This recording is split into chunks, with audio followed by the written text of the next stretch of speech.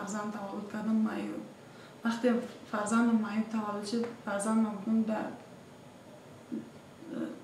خانه کودکانه رقم شهر دوشنبه موندم. شرایطی برای نگهبانی کردن نداشتم.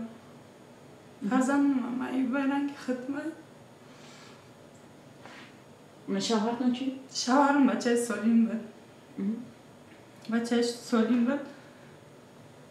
وقتی که دیگه فرزندم همه خیلی مایو تولد شد. همه خبرش در امی بودن مایو پیچ کسی در کنم. چی شد که از شوهرتون جدا شد؟ ایو سببی که فرزندم مایو خودم مایو و چشم میگفت که بچه ما اولاد دار میکنم که کلینی سالی میتیم. من در کلین مایو در کنست من خدمتگار در کن. خیلی کنم در نصیب تقدیر من خیلی در. آزی کجا گفتید فرزندتون؟ فرزندم نازی در خونه یه زنگ موندگیم همینجا اومدم. این روزا کجا زندگی میکنید شما؟ در هر جا زندگی میکنم. دیگه دنیا نمیخوام در دنیا باش. شما کدام در اختتون پرت؟ در ماست تکستیل کن در آی دریو که انشان میگه همجا پرفتم خونه. کی شما نجاده؟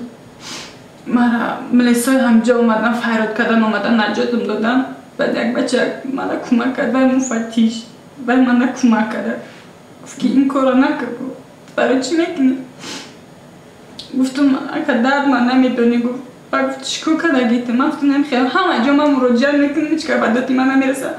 من در دستگاه پرزیدنت مکتوب نوشتم. اتویتوی مکتوبی ما دوبار نوشتم. اتویتوی مکتوبی ما اومدگی نیست. من و جایی که همه اجنسی کروپسیا کو همجا مکتوب نوشتم. جوابی مکتوبی ما اومده گفتن که درمون نوی اخچان مراجعت کنه. مکتوبی من درمون رستم امامعلی رسیدگی نیست.